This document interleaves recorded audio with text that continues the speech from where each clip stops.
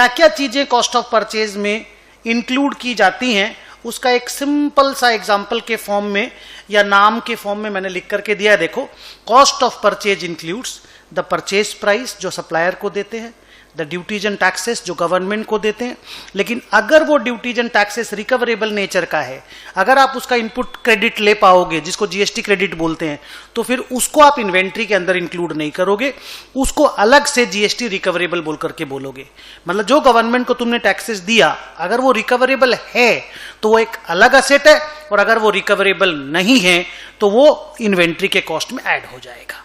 Okay, उसके बाद transport and handling charges है, ट्रांजिट इंश्योरेंस है, ब्रोकरेज है, other directly attributable acquisition cost है, और अगर कोई ट्रेड डिस्काउंट या रिबेट आपको मिलता है तो वो कॉस्ट ऑफ परचेज से माइनस होता है। सो वेरी सिंपल नाम के साथ इंड एस 2 में बहुत डिटेल्स में इनके नाम अच्छे से दे दिए गए। So these are some of the items which are added together and the last item is deducted. Trade discount को डिडक्ट करना पड़ता है in order to determine the cost of purchase. Okay, मैं अगर इस ड्यूटीज एंड टैक्सेस को लेकर एक एग्जांपल दूं कि मान लो आपने कोई कुछ भी खरीदा, 100 रुपया आपने दिया नॉर्मल पेमेंट और 18 रुपया आपने दिया टैक्सेस का, टोटल पेमेंट आपने 118 रुपया किया। अगर ये 18 रुपया का आप जीएसटी क्रेडिट ले पाओगे तब तो ये 18 रुपया अलग असेट है और 100 रुपया इन्वेंट्री है।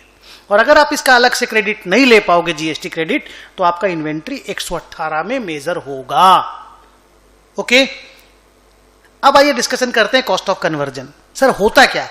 कुछ नहीं बेटा, मटेरियल को फिनिश गुड्स बनाने में जो एक्स्ट्रा खर्चा लगता है ना, मटेरियल खरीद के लाए, मान लो आप लकड़ी खरीद के लाए, आप चेयर बना रहे हो, तो लकड़ी तो खरीद के लाए, वो तो कॉस्ट ऑफ परचेज है, लेकिन उसको कन्वर्ट करोगे, लेबर कॉस्ट लगेगा, मैन्युफैक्चरिंग ओवरहेड्स लगेगा, वो सब को कॉस्ट ऑफ कन्वर्जन कहते हैं। So cost of conversion is the cost incurred in order to convert the raw material into finished goods. उसमें लेबर आता है, वेरिएबल मैन्युफैक्चरिंग ओवरहेड आता है और फिक्स्ड मैन्युफैक्चरिंग ओवरहेड आता है। ओके, तो sir labour cost per unit कैसे निकलता है? क्योंकि लेबर कॉस्ट वेरिएबल नेचर का होता है। अभी मेरे को पूछना मत फिक्स्ड वेरिएबल क्या होते हैं, आपको मालूम है। क्योंकि लेबर कॉस्ट वेरिएबल नेचर का होता है, तो जितना टोटल लेबर कॉस्ट लगा साल भर में, उसको एक्चुअल क्वांटिटी प्रोड्यूस जो साल भर में हुआ आपका, उसको डिवाइड कर दो, लेबर कॉस्ट पर यूनिट मिल जाएगा।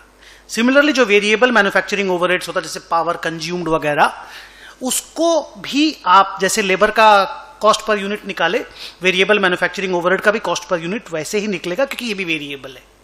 लेकिन जो फिक्स्ड मैन्युफैक्चरिंग ओवरहेड्स होता है, जैसे फैक्ट्री रेंट या फैक्ट्री में जो लोग और काम करते हैं उनकी सैलरी, वेजेस नहीं सैलरी,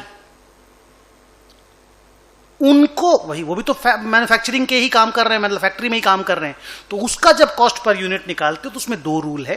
पहले आपको चेक करना पड़ेगा कि एक्चुअल प्रोडक्शन का क्वांटिटी कितना है इस साल का, और नॉर्मल प्रोडक्शन हम लोगों का कितना है।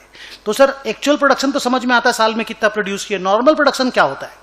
नॉर्मल प्रोडक्शन होता है पिछला 2-3-4 साल में, 3 साल मैं बात करता हूं एक बार, 2, 3, 4, 5 कुछ भी लिया जा सकता है। इंड एस 2 में ऐसा कोई ज्ञान नहीं दिया है।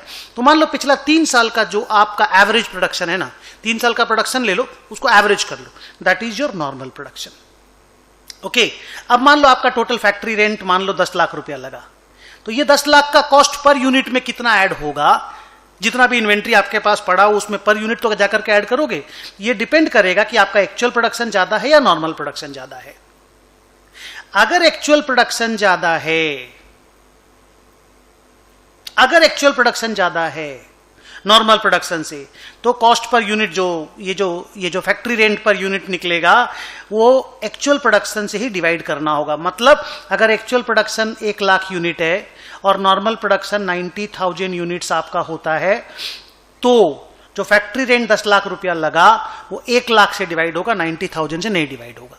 लेकिन अगर एक्चुअल प्रोडक्शन लेस है, आप लेस एफिशिएंट हैं, तो फिर मान लो एक्चुअल प्रोडक्शन 1 लाख की जगह 80,000 है, तो जब आप कॉस्ट पर यूनिट निकालोगे ना, तो उस समय नॉर्मल प्रोडक्शन से डिवाइड करके, माने जो आपका ओवरहेड लगा उसको नॉर्मल प्रोडक्शन से डिवाइड करके जो आएगा वो इन्वेंट्री के कॉस्ट पर यूनिट में ऐड होगा।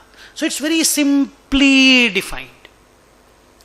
अगला बात करते हैं कि सर अदर कॉस्ट क्या होता है? Other cost non manufacturing overhead है, जैसे packing cost, transportation, non manufacturing overhead है, लेकिन क्योंकि वो इन्वेंट्री को प्रेजेंट लोकेशन और कंडीशन में लाने में इनकर होते हैं, इसलिए उसको अदर कॉस्ट को इन्वेंट्री के कॉस्ट में ऐड किया जाता है। जैसे कॉस्ट ऑफ परचेज तो सिंपल है, मटेरियल खरीद के लाए फिनिश गुड्स बनाने के लिए, कन्वर्जन भी समझ में आता है। तो other cost non manufacturing overhead है, पर क्योंकि इन्वेंट्री को प्रेजेंट लोकेशन कंडीशन में लाने में इनकर हुआ, इसलिए इसको भी इन्वेंट्री के कॉस्ट में ऐड कराने का सिस्टम इंड AS 2 हम लोगों को कहता है।